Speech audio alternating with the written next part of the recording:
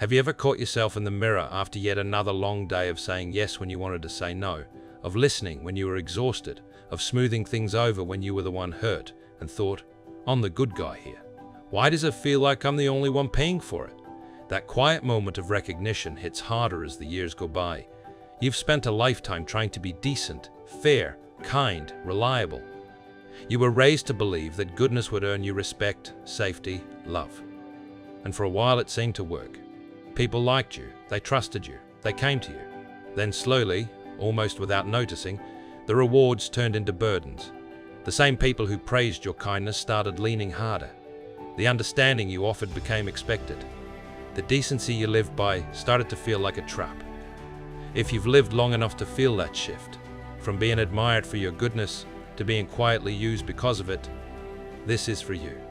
Today we're going to look at the hidden cost of being the good guy, where this identity really comes from, why it backfires, and how someone with your experience can keep every ounce of their integrity while finally claiming the respect they've always deserved. Being the good guy feels right at first because it delivers immediate rewards. People smile at you, they thank you, they tell you how much they appreciate you. In childhood, adolescence, early career, that validation is powerful. It feels safe, it feels moral. Society tells you this is the path to being loved, to being worthy, so you double down. You become the one who never complains, who always understands, who forgives quickly, who puts others first. The identity settles in like a second skin. It becomes who you are. But identities that are built on external approval have a hidden expiration date. What begins as a source of pride quietly starts to punish you when the world realizes there is no cost to taking advantage of it. This entire persona is socially engineered from the earliest moments of life. Family teaches it first. Be nice to your brother. Share everything. Don't make waves. School reinforces it.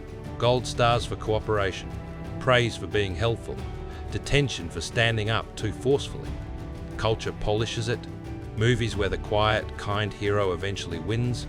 Religious teachings that equate self-sacrifice with virtue. Workplace cultures that reward the team player who never says no. Layer after layer, you're conditioned to believe that goodness is the ultimate currency. What almost no one tells you is that the conditioning is designed to make you predictable, manageable, easy to extract from. It's not about creating saints. It's about creating people who won't push back when pushed. The fatal assumption at the heart of it all is that goodness automatically equals respect. The human brain does not process morality and status the same way. Respect is tied to perceived strength, boundaries, consequence, unpredictability. Goodness is tied to warmth, safety, selflessness. They are different currencies. You can be deeply good and still be disrespected if you lack the second set of traits. People admire saints from a distance, but they don't usually defer to them in the moment. They exploit them. The brain files good under safe to test while it files strong under handle with care. Decades of experience make this distinction painfully clear. This creates a split personality inside most lifelong good guys. On the surface, kindness, patience, empathy, generosity. Underneath, growing resentment, quiet bitterness, fear of conflict, exhaustion from constant self-suppression. You smile while you seethe. You understand while you ache.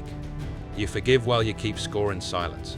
The internal conflict is exhausting because you're living two lives, one for the world, one for the part of you that knows you're being taken advantage of.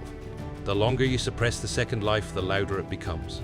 Good guys are rarely taken seriously because they are too predictable, too available, and there are no real consequences for crossing them. Predictability removes fear. Availability removes scarcity. Lack of consequence removes caution. When people know you'll always understand, always forgive, always step in, they stop treating you as an equal. You become a resource, the emotional landfill, the reliable backup, the conflict absorber. Respect requires a degree of uncertainty. When there is none, you become furniture comfortable, useful but not commanding. The world exploits moral consistency because it knows there will be no pushback. People test boundaries hardest with those who have sworn never to retaliate. They push a little further each time, watching for the line. When the line never appears, they redraw it wherever they want. Your commitment to being good becomes the very thing that allows others to be less good. They lean on your empathy while offering none in return. They demand your time while guarding theirs. They offload guilt while you carry it. Moral consistency without strength is not virtue. It's an invitation. The silent punishment for always being understanding is the gradual erosion of your authority. Every time you absorb someone else's bad behavior without consequence, you teach the world that your dignity is negotiable. Every time you let disrespect slide for the sake of peace, you lower the price others have to pay for mistreating you.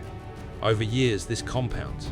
People stop seeing you as a peer with equal rights and start seeing you as a safety net, always there, always forgiving, always expendable. The punishment isn't loud. It's the slow disappearance of regard. Assertive people are respected more than good ones because boundaries signal strength, while benevolence signals safety. The brain respects what it fears, losing or offending. A person who says no, who walks away, who enforces consequences, is treated with caution. A person who always says yes, who stays, who absorbs, is treated with convenience. Assertiveness isn't cruelty, it's clarity. It tells others where the line is. Goodness without assertiveness tells others there is no line. The internal conflict that keeps good guys stuck is fear of being seen as selfish, rude, or cruel. The moment you consider setting a boundary, the old conditioning whispers, "That's not who you are. You're the nice one. Nice people don't do that." So you swallow the no, you absorb the slight. You stay understanding. The fear of being mislabeled keeps you trapped in a role that no longer serves you. But here's the truth experience eventually reveals. People who label necessary boundaries as selfish are usually the ones benefiting from your lack of them. The moment the curse becomes permanent is when others stop seeing you as a full human being and start seeing you as a resource.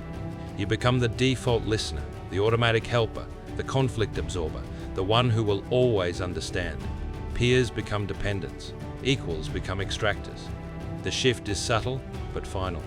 Once you are categorized as harmless, it is very hard to be recategorized as formidable. Good guys are chosen for emotional labor because they are safe.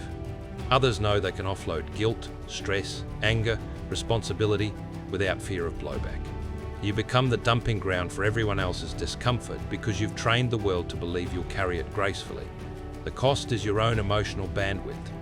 You end up exhausted, resentful, depleted, while they walk away lighter.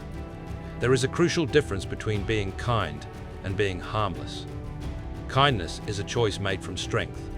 Harmlessness is a default state born from fear of conflict. Kindness can include no's, boundaries, consequences. Harmlessness cannot. Kindness commands respect. Harmlessness invites exploitation. The world needs more kind people with edges, not more harmless people without them.